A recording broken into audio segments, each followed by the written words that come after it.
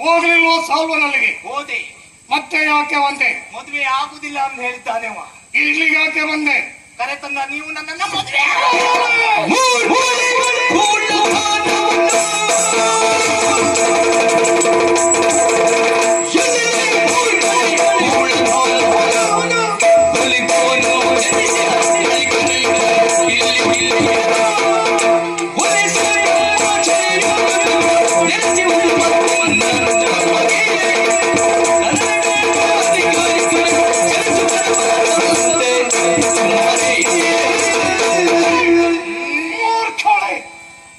ಅಲ್ಲದೆ ಮತ್ತೆ ಇದರಿಂದ ಕಡಿಮೆಯ ಶಬ್ದದಲ್ಲಿ ನಿನ್ನನ್ನು ಕರೆಯುವುದಕ್ಕೆ ಸಾಧ್ಯ ಇಲ್ಲ.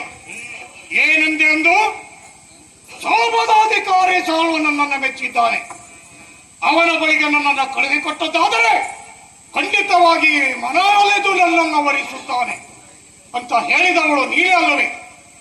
ನಿನ್ನ ಇಚ್ಛೆಯನ್ನು ಪೂರೈಸಬೇಕೆನ್ನುವಂತ ಕಾರಣದಿಂದ ಅವನ ಬಳಿಗೆ ನಾನು ನಿನ್ನನ್ನು ಕಳುಹಿಕೊಟ್ಟೆ. ಆದರೆ ಏನಾಯ್ತು? ಅವನಾರು ಒಬ್ಬ ಕಳಲೆನಿಸಿಕೊಂಡಿದ್ದಾನೆ. ಅವನ ನಿನ್ನನ್ನು ತಿರಸ್ಕರಿಸಿದ್ದಾನೆ ಅಂತಾದರೆ ನಿನ್ನ ಚಾರಿತ್ರ್ಯದ ಬಗ್ಗೆ ಮತ್ತೆ ನಾನು ಎತ್ತಿ ಹೇಳಬೇಕಾದದಿಲ್ಲ. ಮತ್ತೆ ನೀನು ಬಂದೆ, ಕರತಂದ ನೀನು ವರಿಸಬೇಕು.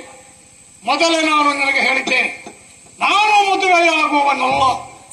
ಅಲ್ಲ, ನನ್ನ ತಮ್ಮನನ್ನ ವರಿಸುವಂತ ಹೇಳಿದ್ರೆ ಅಂದೂ ಆಗುವುದಿಲ್ಲ ಅಂತ ಹೇಳಿದವ ನೀನು. ಇಂದು ಬಂದು ಕೇಳಿದರೆ ನಾನಲ್ಲ, ನನ್ನ ತಮ್ಮನಿಗೂ ನೀನು ಸರಳ ತಕ್ಕವಳಲ್ಲ. ಹೆಚ್ಚೇನು ಈ ಹಸ್ತಿನೆಯ ಸಿಂಹಾಸನವನ್ನು ಅಲ್ಲ, ಈ ಹಸ್ತಿನೆಯ ಹೊಸ್ತಿನನ್ನು ದಾಟುವಂತಹ ಯೋಗ್ಯತೆ ನಿನಗಿಲ್ಲ.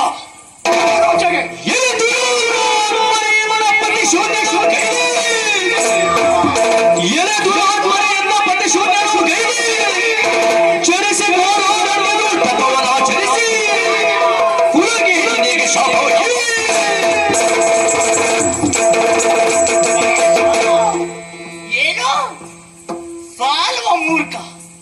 ಅವನನ್ನ ಮದುವೆ ಆಗಬೇಕೆಂದು ಆಸೆ ಪಟ್ಟವನು ನಾನು. ಅವ ಯಾಕೆ ನನ್ನ ಮದುವೆ ಆಗುವುದಿಲ್ಲ ಎಂದ?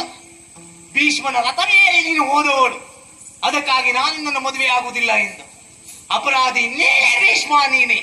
ಅಂದೊಂದು ಸಂದರ್ಭದಲ್ಲಿ ರಥವನ್ನು ಏರಿಸಿ ಇಲ್ಲಿವರೆಗೆ ಕರೆತಂದವನು ನೀನು. ನೀನೇ ನಮ್ಮನ್ನು ಮದುವೆ ಆಗಬೇಕಿತ್ತು.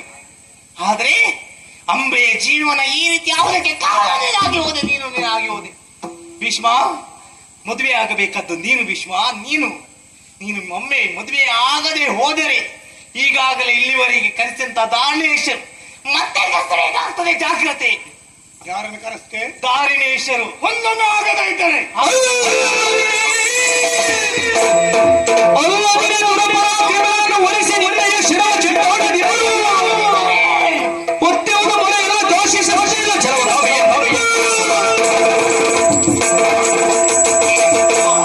ಒಮ್ಮೆ ಆಗದಿದ್ದರೆ ಎಂದು ಪ್ರಶ್ನೆ ಮಾಡ್ತಿದ್ದೀಯಲ್ಲ ನೀನು. ಹಾಗೆಯೇ ಆಗುತ್ತದೆ ಭೀಷ್ಮ. ಸಾಧಿಸುತ್ತೇನೆ ಅಮ್ಮೆಯ ಮಾತು. ಅಷ್ಟೇ ಅಲ್ಲದೆ ಹುಡುಕುತ್ತೇನೆ ದಾರಿಣೀಶ್ವರು ಎಲ್ಲಿದ್ದಾರೆ ಎಂದು. ಅಷ್ಟೇ ಅಲ್ಲದೆ ಅವರನ್ನು ಎಲ್ಲಿವರೆಗೆ ಕರೆತರ್ತೇನೆ. ಅವರ ಮುಖೇನ ನಿನ್ನ ಭೀಷ್ಮ. ನೆನಪಿಟ್ಟಿಕೋ.